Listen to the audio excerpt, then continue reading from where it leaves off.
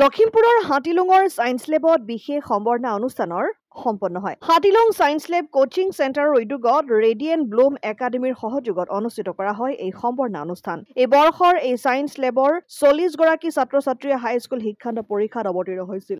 ইয়াৰে 29 গৰাকী ছাত্ৰ-ছাত্ৰীয়ে লেটাৰ নম্বৰ সহ উত্তীৰ্ণ হয়। এই আটাই কেইগৰাকী শিক্ষাৰ্থীক হাতীলুং সায়েন্স লেব কোচিং চেণ্টাৰত বিশেষভাৱে সম্বৰ্ধনা জনোৱা হয়। অনুষ্ঠানত ৰেডিয়েণ্ট ব্লুম একাডেমীৰ অধ্যক্ষ শৈলেন বৰুৱা, মিণ্টু নেওগ, বান্টু বাঙালী আদৰ্শ জাতীয় বিদ্যালয়ৰ প্ৰধান শিক্ষক ইয়াজুদ্দিন আহমেদ, হাতীলুং হাই স্কুলৰ সহ শিক্ষক ভাস্কৰ গগৈৰ লগতে বহু কেইজন গণ্যমান্য ব্যক্তি উপস্থিত থাকে। তেওঁলোকক এই সম্বৰ্ধনা জনোৱাৰ উদ্দেশ্যেই আমি আজিৰ এই অনুষ্ঠানটো আয়োজন কৰিছোঁ। আৰু মই এটা কথা ক'ব বিচাৰোঁ যে লখিমপুৰত যিমানখিনি কোচিং ইনষ্টিটিউট আছে তাৰ ভিতৰত আমি অতি কম মূল্যত, যাতে সাধাৰণ দৰিদ্ৰ লোকৰ বাবে হওক, অতি কম মূল্যতে আমি শিক্ষা প্ৰদান কৰোঁ। তিনিটা ছাবজেক্টৰ বিনিময়ত আমি বহু কম ফিজ লৈ পিনে আমি অনুষ্ঠানটো চলাই নিছোঁ, যাতে সৰ্বসাধাৰণ সকলো ল'ৰা ছোৱালী যাতে গুণগত আৰু উচ্চ মানদণ্ডৰ শিক্ষা লাভ কৰিব পাৰে তাৰ আমি প্ৰচেষ্টা অব্যাহত ৰাখিছোঁ।